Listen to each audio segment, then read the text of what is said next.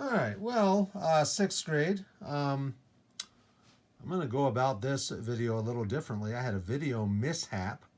So I'm just going to kind of talk about what I did here so you get an idea on what you're doing on Big Ideas, page 317, A through D. The first part of the assignment has to do with volume of rectangular prism. So I want you to look at this rectangular prism right here. Remember the formula for volume of a rectangular prism is volume equals length times width times height. The length of this rectangular prism is 5/6 feet. The width is 1/2 foot. The height is 1/3 feet. So to find the volume, I do 5/6 times 1/2 times 1/3. 5 times 1 is 5, times 1 more is 5. 6 times 2 is 12, times 3 is 36. I get 5/36 cubic feet.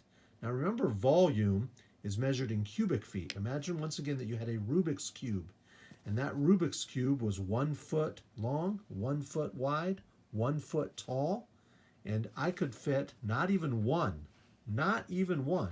because I only have 5/36 of a cubic foot. So it's not a really big box that we have here.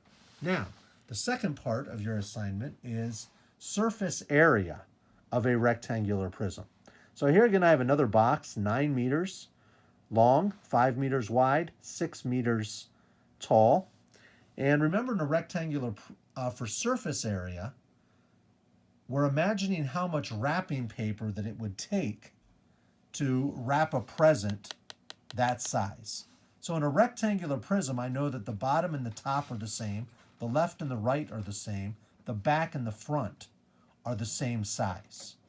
So when I do the front and the back, I'm going to do 9 times 6, because I see that if this side is 6, this side is 6.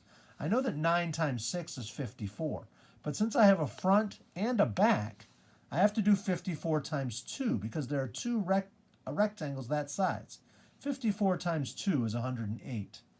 Now, I also have the bottom and the top. Now, to figure out the bottom, I'm going to do 9 times 5, which means for the top as well, I would do 9 times 5. Now, I know that 9 times 5 is 45, but since both the bottom and the top have an area of 45 square meters, I'm going to do 45 times 2, and that's going to give me 90. Now, for here on the right, I'm going to do 5 times 6, which means on the left, I'm also going to do 5 times 6. Now, I know that 5 times 6 is 30. So since both the right and the left have 30 square meters, I'm going to do 30 times 2. 30 times 2 equals 60. When I add these numbers together, 8 plus 0 plus 0 is 8.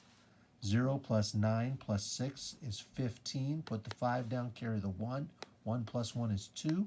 I get 258 square meters for my surface area there of the rectangular prism.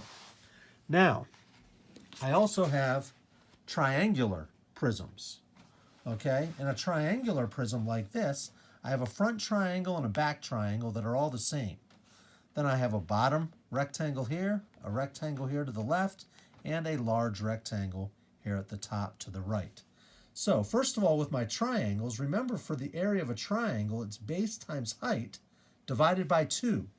So I'm going to do 4 times 3, which is 12, divided by 2, which is 6. And if the front one is 6 and the back one is 6, that gives me a combined of 12, which is where that 12 comes from. To find the area of this rectangle, it's 4 times 4. 4 times 4 is 16. Now we know that's also a square, the area of the length of the side squared. 4 times 4 is 16. That's where we get the 16.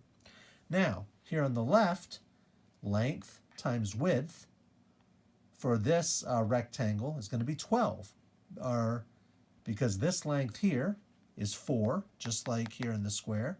This distance here is 3, and 4 times 3 is 12. Now this rectangle right here is going to be 5 times 4. This side's 5, this side's 5, this side's 4, this side's 4.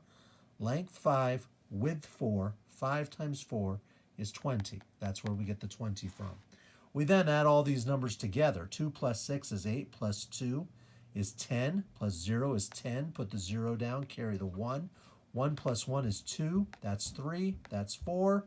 Plus 2 is 5, 6. I get 60 square feet for the surface area of that triangular prism. The last one is going to be a square pyramid. Now, a square pyramid implies that the base is a square. So I don't need to know what these sides are. I know that since it's a square, all 4 sides are the same. So if this side is 5, that side also has to be 5. To find the area of a square, it's the length of the side squared. So I do 5 times 5, which is 25. That's where that 25 comes from. Now, since it's a square, I know all 4 sides are the same. Since there's 4 sides, I know I have 4 triangles that are going up to meet at this point at the top. And since all 4 sides of the square are the same, I know that all 4 triangles are congruent and have the same area. I need to remember the formula for area of a triangle. Base times height divided by 2. Well, I know that the base is 5 because this is a square. So it's going to be 5 times 6. 5 times 6 is 30, but I have to divide that by 2. 30 divided by 2 is 15. But I have 4 triangles. 1, 2, 3, 4. So I do 15 times 4. That's where the 60 comes from. Okay, 15 times 4 is 60. I then add these numbers together. 5 plus 0 is 5. 2 plus 6 is 8. I get 85 square centimeters. Remember, when we talk about square centimeters, imagine that I had squares that were 1 centimeter on every side. I could fit 85 squares that size around this square pyramid. That's what we mean by surface area. All right, 6th grade, I will be available to help with this assignment on Monday, April the 20th. Have a great day. Talk to you later. Bye.